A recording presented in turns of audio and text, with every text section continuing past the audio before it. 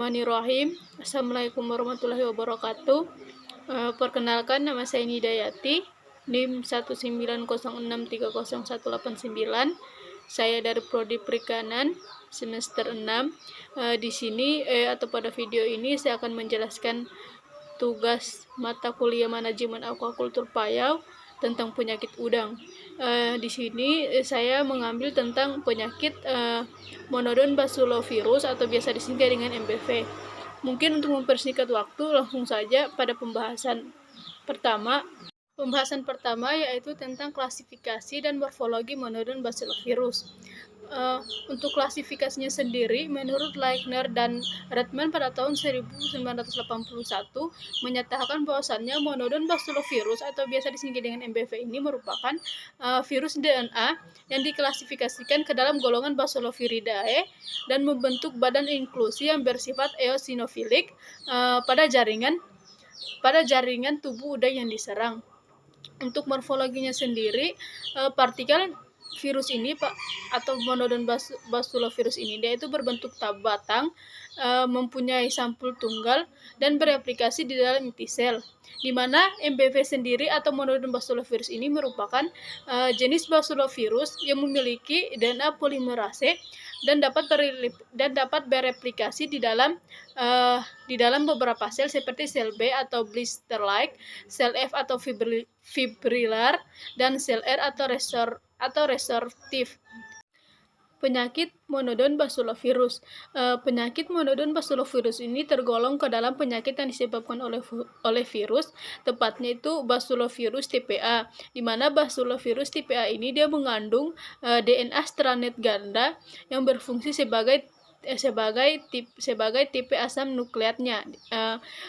Pendapat ini dikemukakan oleh Leichner pada tahun 1996. Penyakit ini biasanya menyerang pada semua stadia udang. Akan tetapi, timbulnya penyakit ini biasanya paling sering terjadi pada stadia juventul dan dewasa.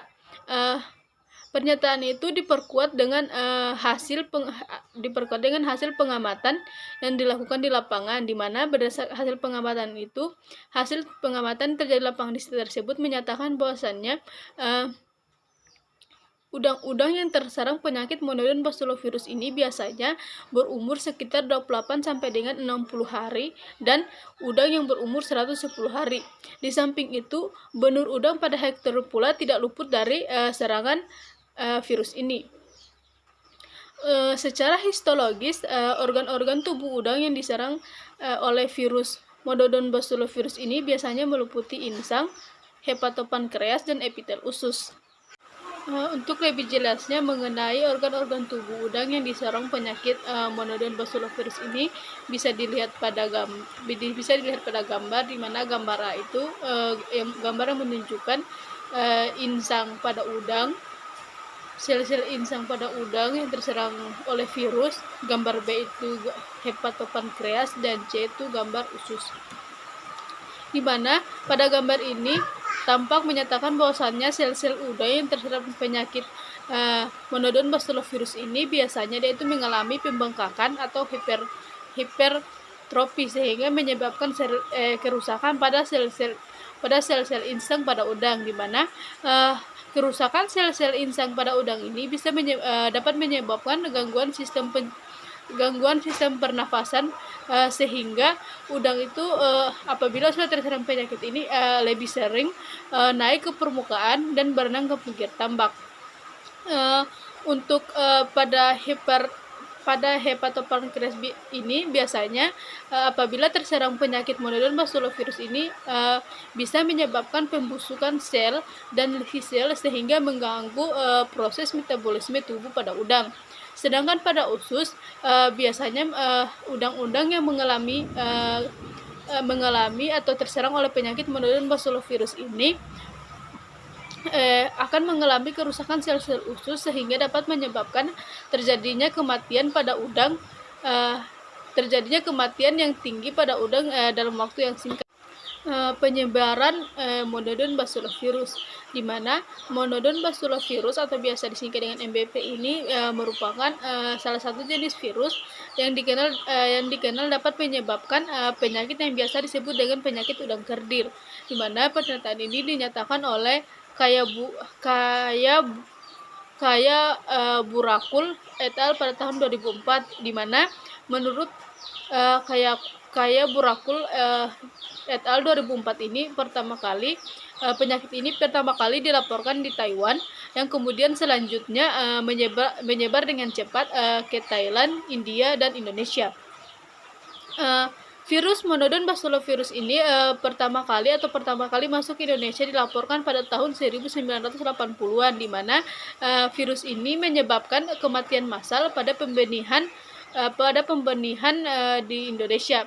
Walaupun dampak infeksi pada virus ini sudah mulai berkurang dan jarang menimbulkan kematian massal, akan tetapi penyakit atau Monodoon Bacillus ini biasanya dapat menyebabkan produktivitas udang itu menjadi sangat rendah akibat terjadinya infeksi virus ini.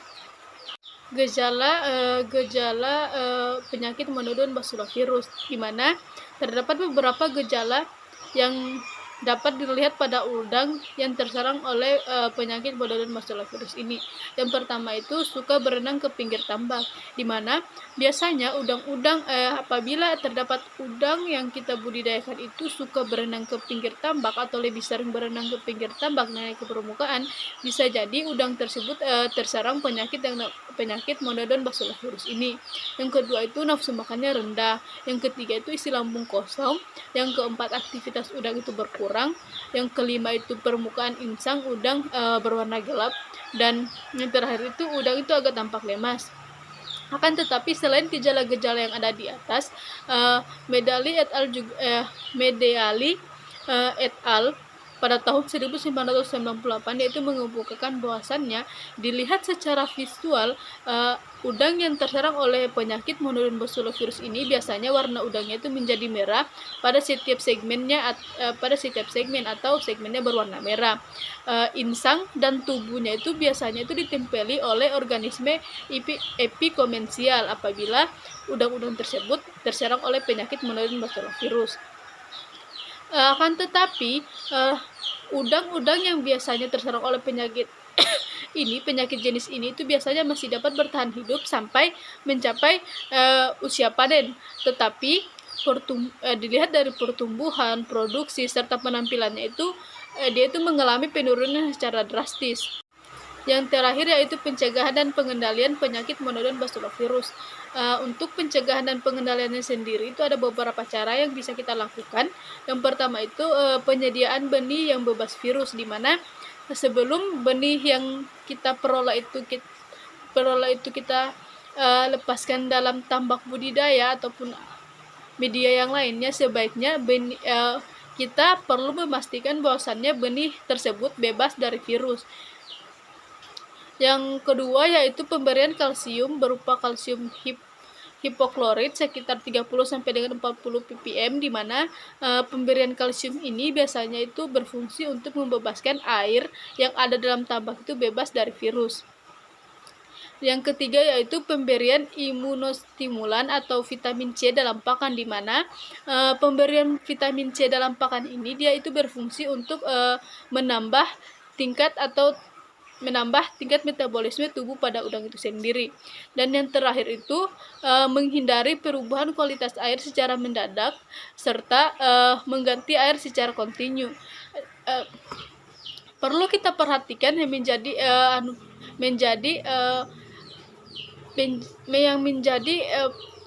terutama dalam budidaya itu tentang perubahan kualitas air ini sendiri, di mana kualitas air sendiri itu merupakan faktor penentu dalam keberhasilan budidaya itu sendiri. Apabila terjadi perubahan kualitas air secara mendadak ini, dia itu bisa saja menyebabkan udang atau organisme yang kita budidayakan itu mengalami kematian. Bahkan bukan hanya terserang oleh virus, bahkan juga bisa menyebabkan yang namanya kematian pada udang itu sendiri. Serta kita itu harus selalu mengganti air dalam tambak itu secara kontinu sehingga kualitas air yang ada di dalam tambak itu selalu sesuai dengan habitat atau habitat hidup untuk udang tersebut. Mungkin itu saja yang bisa saya sampaikan, lebih dan kurangnya mohon dimaafkan. Akhir kata, billahi taufiq wal hidayah. Assalamualaikum warahmatullahi wabarakatuh.